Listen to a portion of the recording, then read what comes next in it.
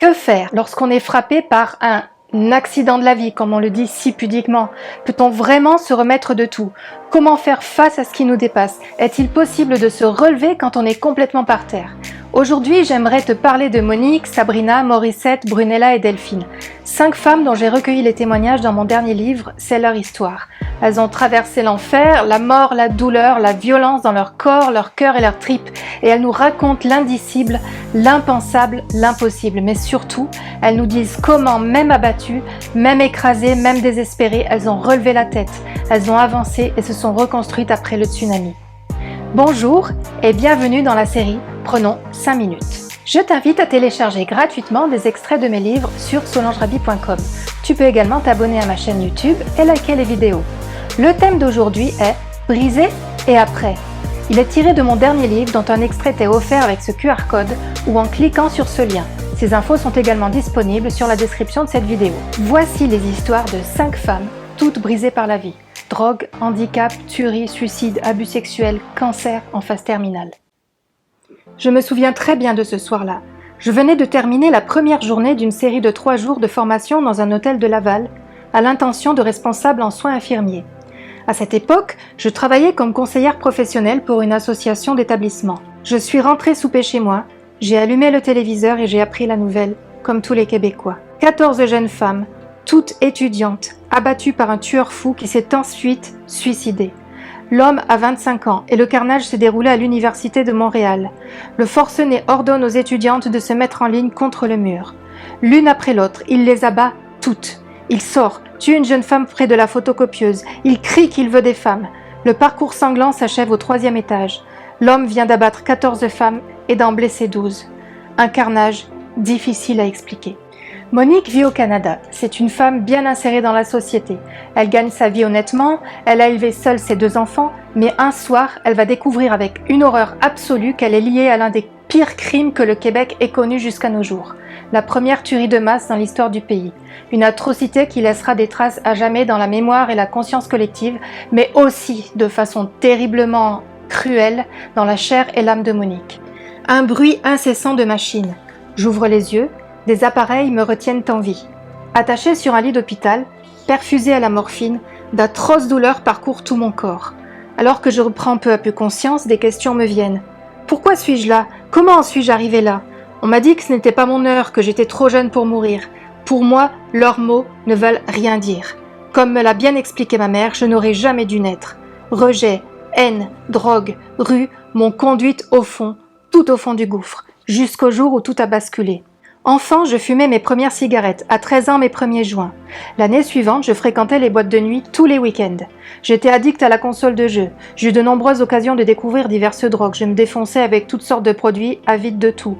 Les acides me rendaient bien trop speed. Je leur préférais de loin le cannabis qui rythmait mes soirées entre potes. Et m'accompagnait devant la télé, affalée sur le canapé. Puis, une nouvelle tentation s'invita. La rencontre à ne jamais faire, celle de l'héroïne. Dire que je croyais naïvement que le pire était derrière moi. Sabrina vit une enfance bien morne et triste. Ses parents sont séparés, elle se sent abandonnée et en manque d'amour.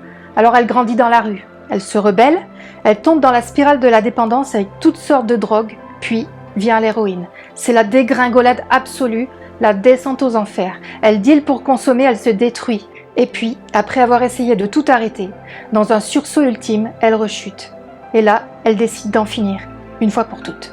Jusqu'ici, j'avais vécu avec l'idée que tout m'appartenait, mes biens, mon mari, ma vie, jusqu'à l'annonce. Une annonce courte, simple, brute, basique. Rien n'était à moi, absolument rien, pas même ma propre existence. C'était en 1997. Pietro, mon mari et moi étions en Italie pour visiter la famille et exercer notre ministère pastoral. Une fois sur place, je fus hospitalisée en urgence pour des douleurs intolérables à l'estomac. Dans un premier temps, je fus soignée pour une hépatite alimentaire. Peu après, on me transporta dans un autre établissement rural où les causes de mon tourment demeurèrent un véritable mystère pour l'équipe. Je perdais mes forces à vue d'œil et ne m'alimentais plus. Arrivée à Palerme, dans un grand hôpital moderne, les examens démontrèrent que j'étais atteinte d'un cancer du pancréas très avancé. Un mauvais cancer selon ce que les spécialistes avaient annoncé à mon mari. Même avec une opération, il ne me restait que très peu de temps. Morissette a 89 ans aujourd'hui. Elle a vécu une existence bien remplie avec d'extraordinaires rebondissements dignes d'un film hollywoodien. Riche héritière, enfant unique et chérie, elle a connu des séquestrations, la persécution, l'évasion et la fuite. Et puis elle a rebâti sa vie et s'est mariée. Après plusieurs années apaisées, elle tombe gravement malade. Condamnée par la médecine, ses forces déclinent à vue d'œil. Il ne lui reste plus qu'un mois. Mais voilà, soudainement, un soir de nuit épaisse et sans lune, deux inconnus frappent à sa porte. Serait-il possible d'aller vivre dans un endroit caché pour ne plus avoir à souffrir la si belle et insolente vigueur de ces autres bébés ? Pourrait-on ne plus avoir à subir ces différences qui font si mal et que l'on fait semblant de ne pas remarquer ? L'annonce du handicap est toujours brutale, trop brutale malgré tout le tact, le professionnalisme des médecins. Une clameur silencieuse envahit la pièce. Une douleur sourde cogne et résonne contre les murs, tandis que le sol se fend sous les pieds. Un épais nuage envahit et endolorit la conscience. On est vide. Vide de vie. Brunella est une jeune femme heureuse lorsqu'elle met au monde son premier bébé. Mais peu à peu, le bonheur s'effrite, la sérénité laisse la place à l'inquiétude puis à l'angoisse. Quelque chose de terrible se révèle à mesure que sa petite Louane grandit. Une chose que Brunella et son mari Cédric ne peuvent nommer. Une différence de plus en plus flagrante, un écart qui se creuse inexorablement. Lorsqu'un second enfant vient enrichir la famille, c'est une deuxième onde de choc qui va frapper leurs entrailles de mère et de père. Je n'avais pas plus de 8 ans. Dans mes souvenirs, je suis grande physiquement, mais je ne suis qu'une petite fille. C'est régulier, une fois par semaine précisément, le mercredi après-midi. Une fois dans le couloir de l'appartement, je me dirige à droite, dans sa chambre, et je ferme la porte. Des minutes, des heures, je n'en sais rien, je ne sais plus, aucune idée. Juste certaine que cela est devenu une habitude, une chose ordinaire comme un rendez-vous dans l'agenda. Je suis tellement programmée que je facilite le passage à l'acte de l'agresseur en ne portant que des jupes. Très peu d'images, juste des flashs, des fragments, des bribes, des miettes. Présente de corps, l'esprit divague. À quoi pensais-je ? Je ne me le rappelle plus. Je suis détachée. Je n'avais pas plus de 8 ans. Un jour, quel en a été le déclic ? Je devine qu'endurer cela n'est pas normal.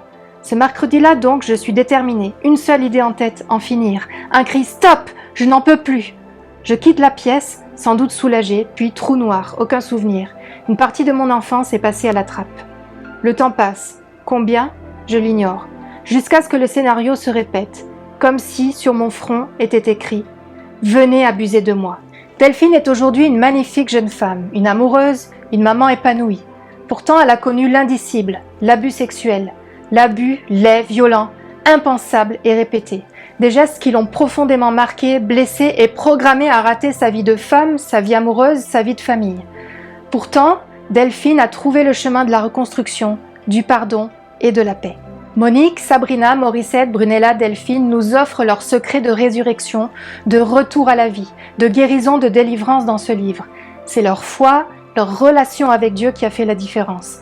Elles se sont vues mourir, parfois au sens propre du terme, mais Dieu n'avait pas dit son dernier mot. Il les a sorties de l'abîme. Cela a pris du temps pour certaines, ça a été instantané pour d'autres. Mais le miracle s'est produit. Sabrina a expérimenté un shot plus grand que celui de l'héroïne, celui de l'amour de Dieu. Monique a découvert le retour à la vie étape après étape. Brunella a trouvé un baume dans la présence de Dieu et de ceux qui l'aiment. Morissette a goûté au surnaturel inattendu.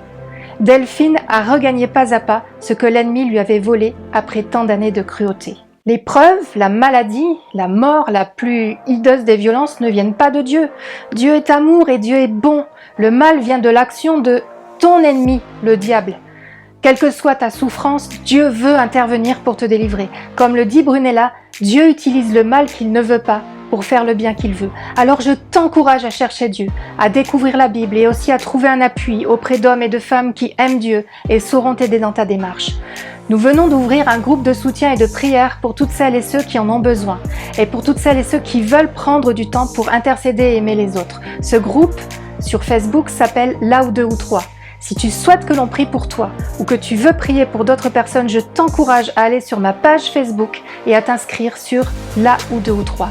La semaine prochaine, je partagerai un bout de ma propre expérience face à la mort.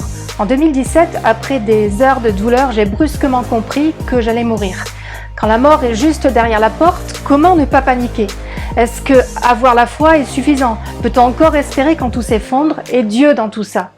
Pourquoi la maladie? Pourquoi la mort? Je te dis à bientôt pour une nouvelle vidéo et de tout cœur avec toi.